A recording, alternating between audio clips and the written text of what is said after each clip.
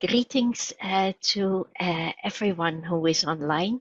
First, a word of appreciation for the nice video. I think it already said a lot of what I'm going to speak about. So, as Dr. Situ said, my name is Bernadette Daelmans, and I bring you greetings from the Department of Maternal, Newborn, Child and Adolescent Health and Aging at the World Health Organization in Geneva, Switzerland. In this webinar, my colleague, Dr. Alex Butchart, and I will introduce to you two guidelines, one on improving early childhood development, and the other on parenting interventions to prevent maltreatment and enhance parent-child relationships with children 0 to 17 years. Both guidelines include recommendations to support parents and other caregivers in their skills to care for children, and they facilitate that all children can grow and develop and realize their full potential.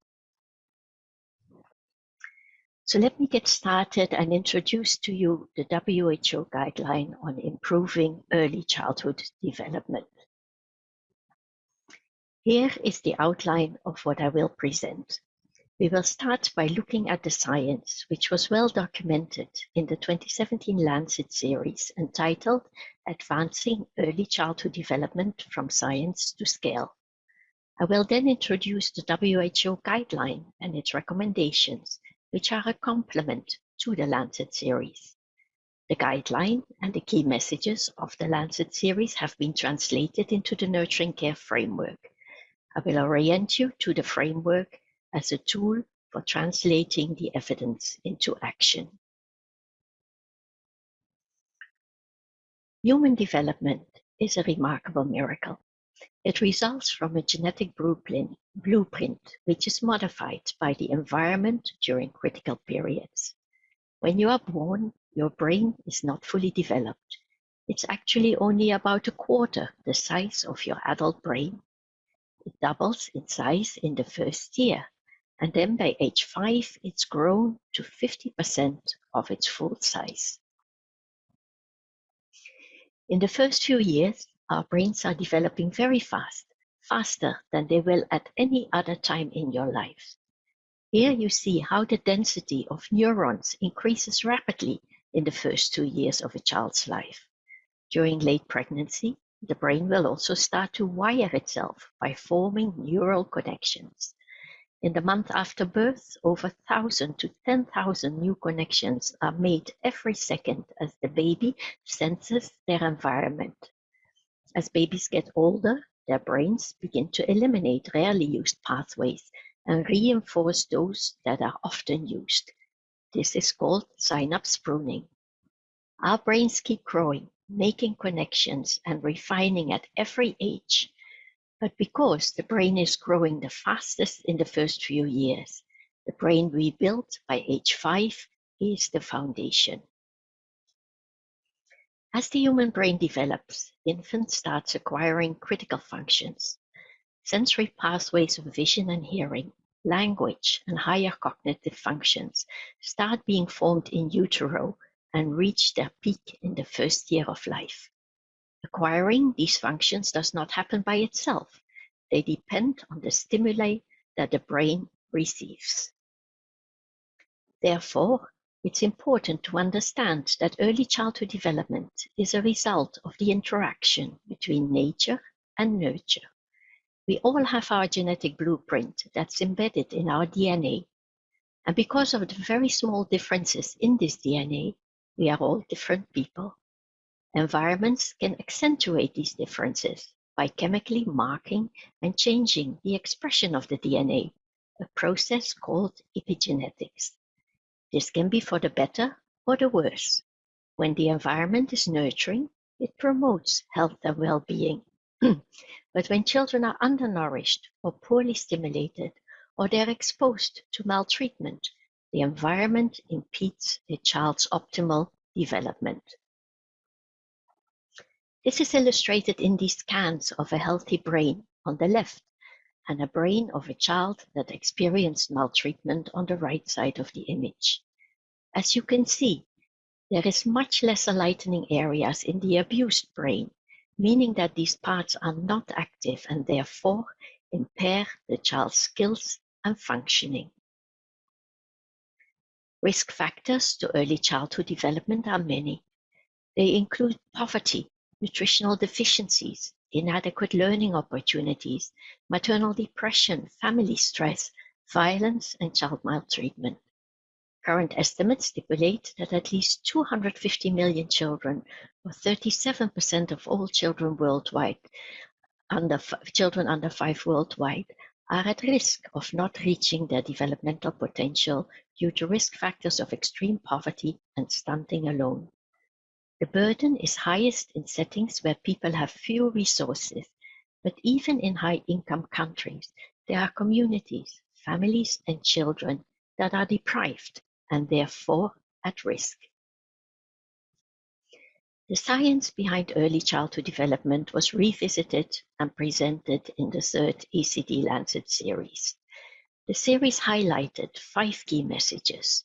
First, the foundation for lifelong health, productivity, and well-being is being built in the early years, starting from pregnancy. As I said before, at least 250 million children under the age of 5 are at risk of not achieving their developmental potential. Nurturing care is what young children need to develop physically, mentally, and socially. And investing in early childhood development reduces inequities in health, education and learning, and productivity across the life course. And finally, the health sector has an important role to play in supporting nurturing care. To reach their full potential, children need the 5 interrelated and indivisible components of nurturing care.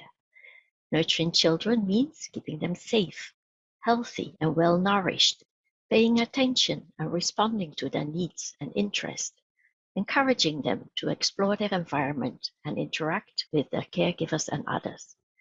Nurturing care is not only important for promoting young children's development, it also protects them from the worst effects of adversity by lowering their stress levels and encouraging emotional and cognitive coping mechanisms.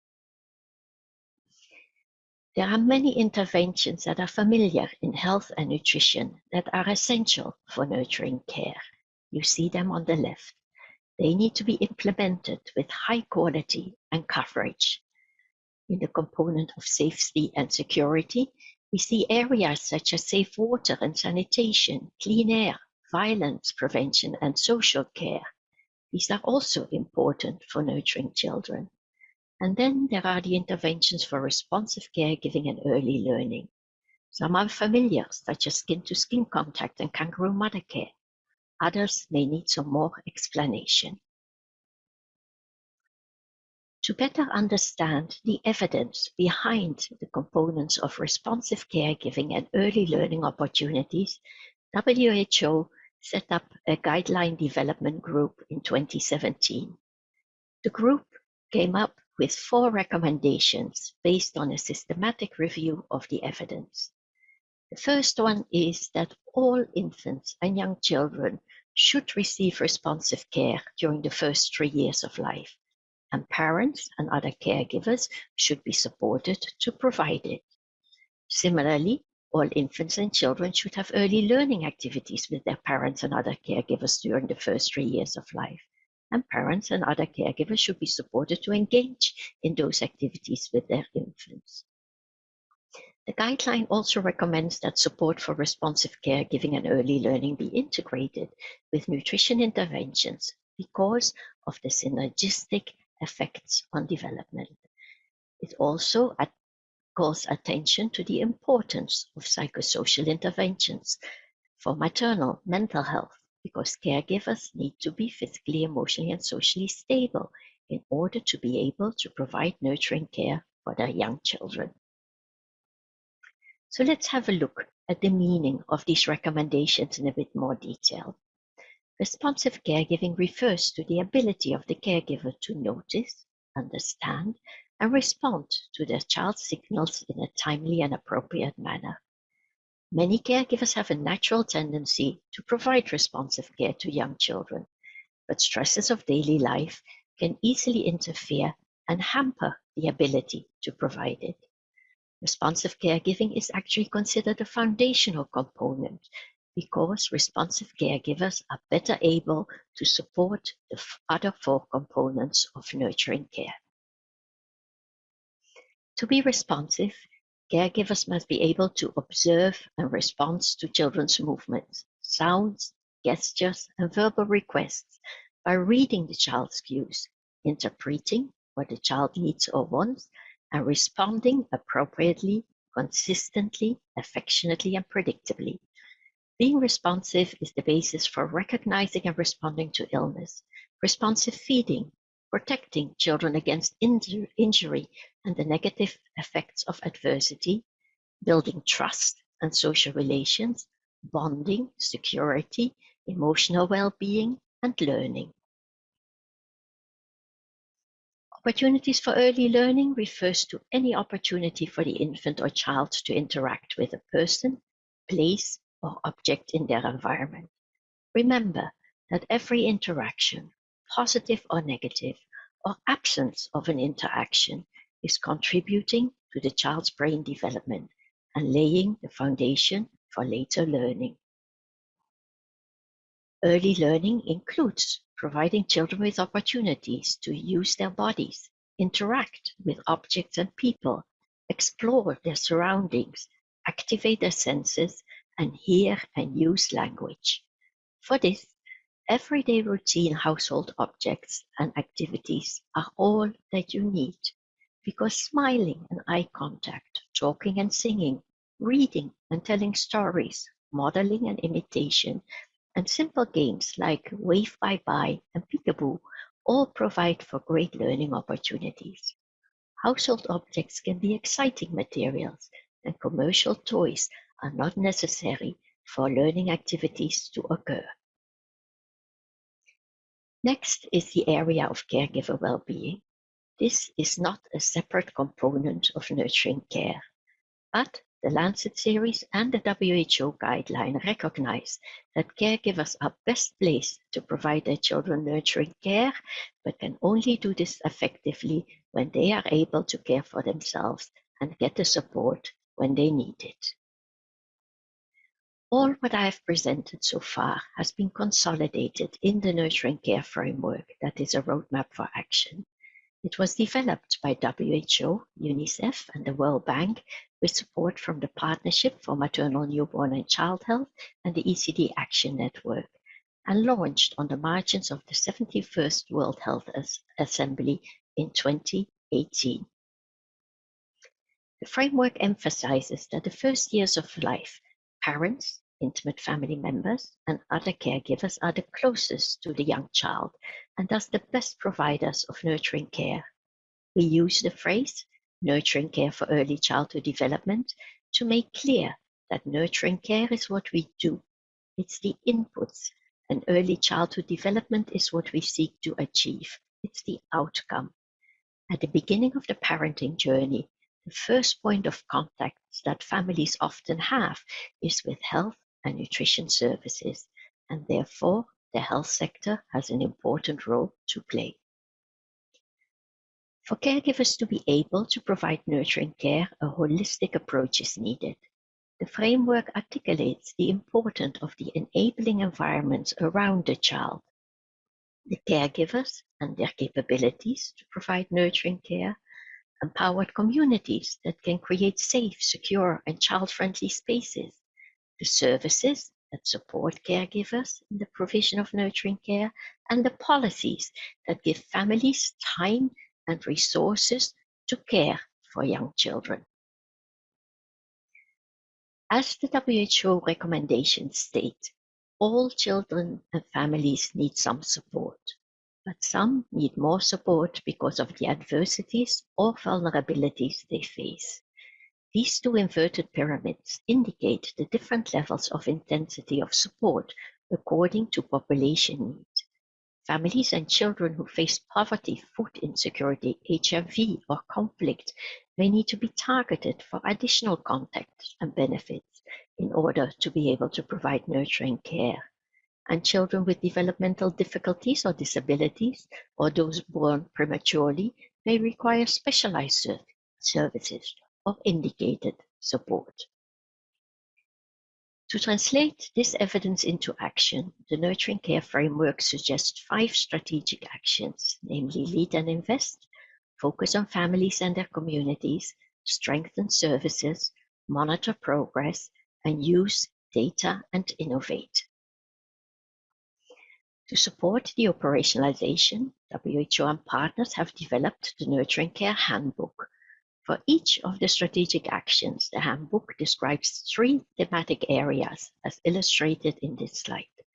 Each thematic area is annotated with case studies, best practices and resources, suggested actions, and milestones of progress. UNICEF and WHO also have developed a practice guide. This guide targets providers and managers of health and nutrition services, focuses on 3 of the 5 interrelated components of nurturing care, as well as on caregiver well-being, introduces considerations to serve all children and their caregivers, including those with chronic illness, developmental delay and disabilities, and is relevant for humanitarian and emergency settings. Here is an illustration of the practice guide in small letters. On the right side, you find examples of caregiver practices, information that caregivers should know. And on the left side is guidance for health workers or care providers on the questions and observations they can do to support caregivers acquire those practices.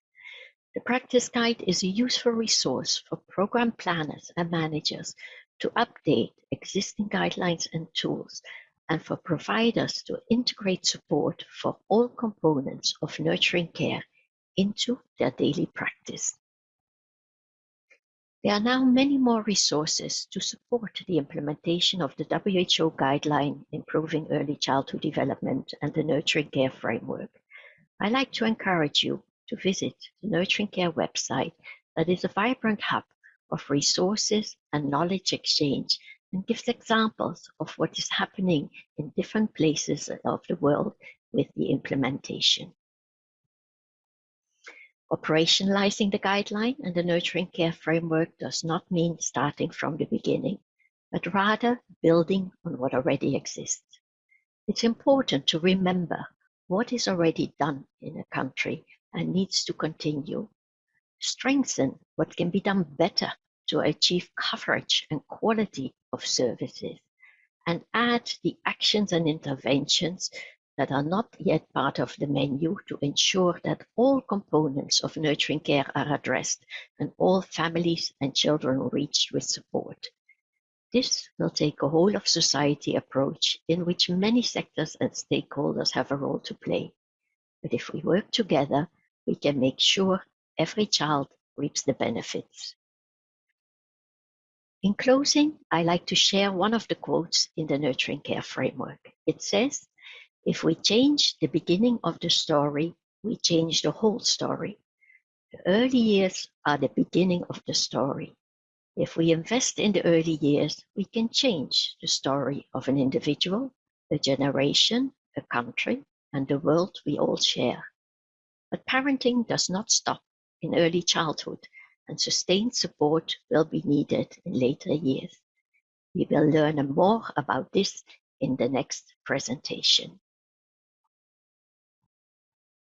And so with this, I'd like to thank you for your attention and now hand over back to the facilitator and to Dr. Butchart for the next presentation. Thank you very much.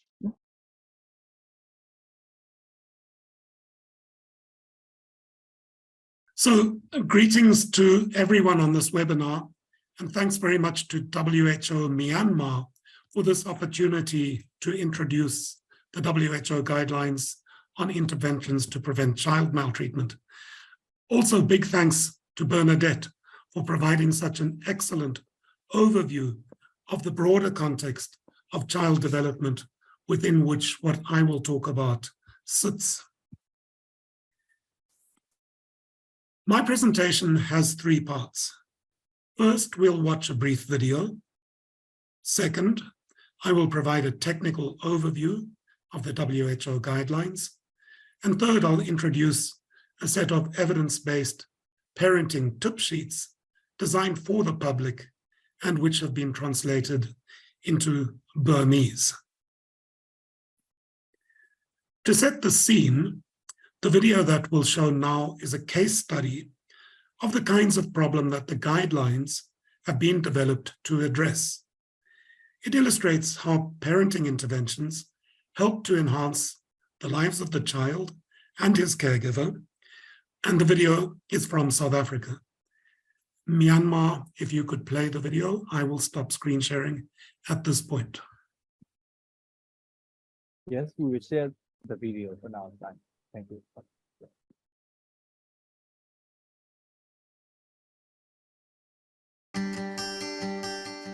Children don't come with an instruction manual. Parenting is a challenging task under the best of circumstances, and many parents raise children in difficult situations. But positive parenting skills can be learned. Nombuyiselo is a 69-year-old woman living in South Africa. She started taking care of Simamkele 6 years ago after his mother died. It was hard for her to take care of the little boy.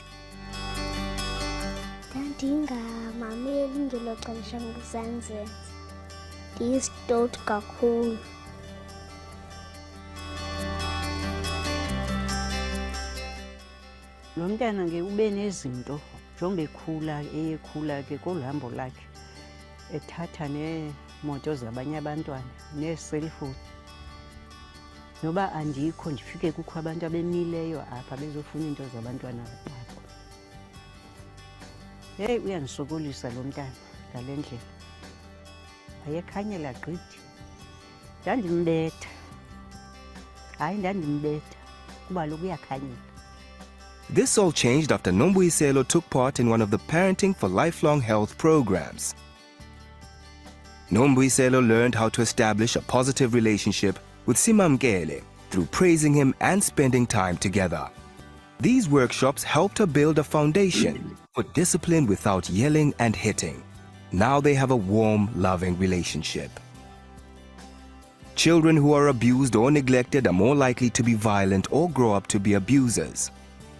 However, children who are warmly and consistently parented are less likely to join gangs, less likely to get involved in crime and violence.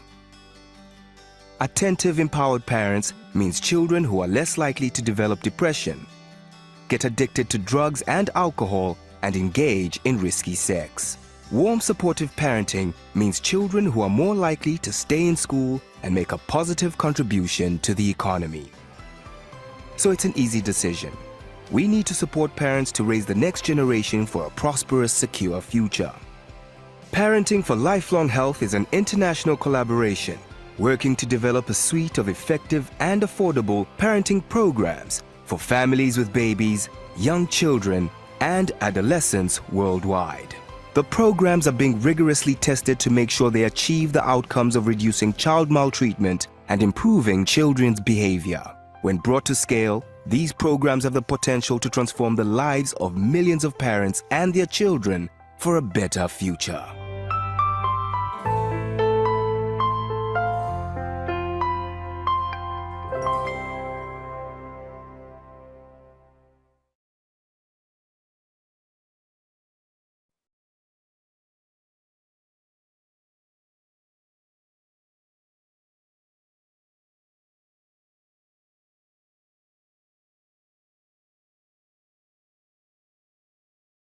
Great.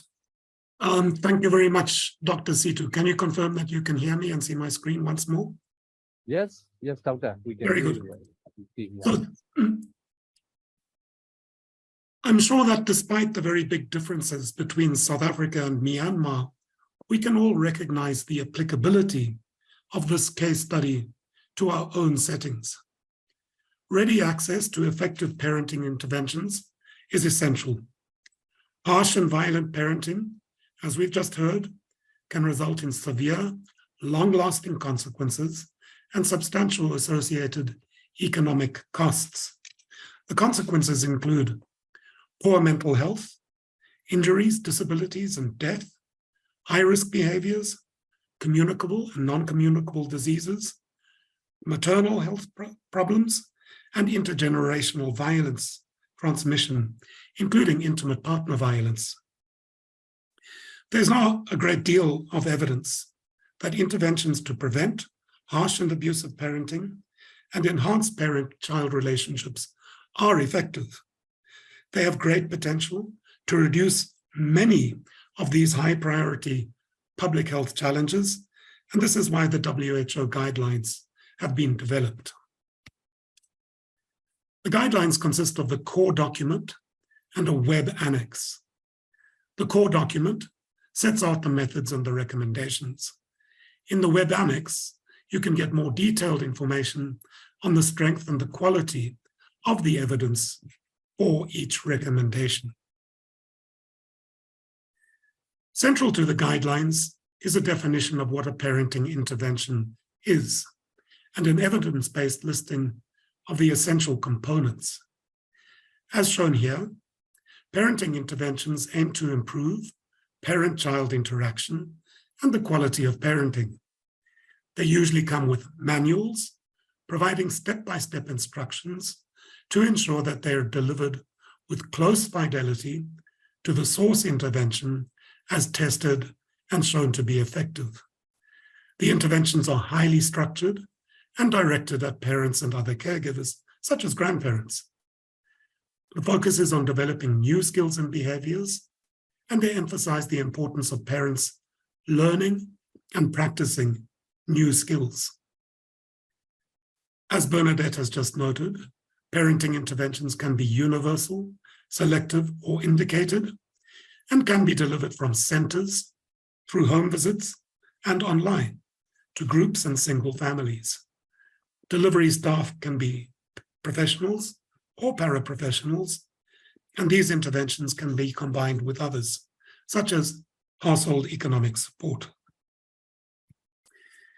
The essential components of effective parenting interventions include assisting parents to engage in non-violent discipline techniques, such as pointing out the natural consequences of risky behaviors, strengthening positive parenting techniques, such as setting clear rules and giving positive and direct commands to children, positive reinforcement, parental self-management skills, and improving relationships with their children. As noted previously, critical to the effectiveness of these interventions is their emphasis on skill-building exercises and practice opportunities to help parents acquire the new skills. In reviewing the evidence for the guidelines, 7 outcomes, or the changes that we wished to achieve through the guidelines, were prioritized. These were assessed across all the reviews and graded for certainty, and they determined the strength and direction of each recommendation. The prioritized outcomes were child maltreatment, i.e., reducing that, harsh and negative parenting, reducing that, positive parenting skills and behavior, increasing that, reducing child externalizing and behavior problems, reducing child internalizing problems, enhancing parental mental health, and reducing parental stress. There were also 4 non-prioritized outcomes, which, while they didn't shape the strength of the recommendations, are important to consider and are addressed in more detail in the full reports on the underlying reviews. The guidelines have 4 new recommendations and 1 recommendation adopted from the guidelines on improving early child development that Bernadette just reviewed. Recommendation 1 states that in low and middle income countries, evidence-based parenting interventions should be made readily accessible to all parents or caregivers of children aged 2 to 17 years in group-based or individualized formats delivered through a variety of stakeholders, including government organizations and non-government organizations. Recommendation 2 is similar, but global in scope and focused on children aged 2 to 10 years old and interventions informed by social learning theory. Recommendation 3 is specific to the parents of adolescents, aged 10 to 17 years, and highlights the importance of considering the specific needs of adolescents and the parents of adolescents. Recommendation 4 focuses on humanitarian settings and highlights the importance of adding elements that address the impact of humanitarian stresses on the mental health of recipients. Recommendation 5 is that borrowed from the WHO Early Childhood Development Guidelines, and it is the first one that Bernadette mentioned, which is to ensure that all infants and children receive responsive care during the first 3 years of life, and that parents and other caregivers be supported to provide such care. For each of the recommendations, the following content is provided in the guideline. The justification, which sets out why it's important. Meta-analyzed effect sizes on the 7 prioritized outcomes I mentioned. Assessment against a set of WHO implementation criteria, including things like health equity, equality and non-discrimination, and human rights and socio-cultural acceptability, implementation considerations, and research priorities. The full set of guidelines and underlying reports are collected at the website shown here. As noted earlier, I'll now briefly introduce a set of evidence-based parenting tip sheets designed for the public and translated into Burmese. The idea is that everyone, parents, caregivers, and children, at least children that can read, can use the suggestions in the tip sheets to improve how they are getting along with each other and reduce the likelihood that parents or caregivers will feel the need to resort to harsh and violent means of trying to discipline their children. Although the tip sheets were prepared at the start of the COVID pandemic, they're completely relevant for everyone in all settings. So please disregard the COVID-19 label. And if there's interest in further adapting them to Myanmar, I'm sure it would be fine to edit out the COVID-19 label. As you can perhaps see, given that the slide is rather crowded, there are 11 tip sheets, and some of the topics they cover are one-on-one time between parents and children, keeping calm and managing your own level of stress as a parent, learning from playing, and how to act when you are angry. By way of one example, let's look in more detail at the slide about how to enhance one-on-one time between a parent and their child. The tip sheet has the following pieces of information. Set aside time to spend with each child. Switch off the TV and the phone so that you can provide dedicated attention, and ask your child what they would like to do. It also includes some ideas for what to do for parents and babies or toddlers, young children, and teenagers. All slides follow the same format by indicating what behaviors should be enhanced and providing concrete suggestions on how to do so. As Bernadette also said, all parents can benefit from some support, and some parents need all the support they can get. The parenting tip sheets are designed to reach all parents, represented by the base of this pyramid, which is also known as the universal level of support. One level up is the selective level of support, which refers to subgroups of parents at higher risk of engaging in harsh and abusive parenting. These could include first-time teenage moms, families living in areas of concentrated poverty, parents of children with disabilities, and those in humanitarian contexts. For these subgroups, universal support must be complemented by in-person support, for instance, through parenting interventions delivered in groups at community centers. At the top of the pyramid is an even smaller subgroup, consisting of those parents who need all the help they can get because serious maltreatment and parent-child conflict is already occurring. This is the level of indicated support and usually requires that parenting interventions be coupled with child protection service interventions.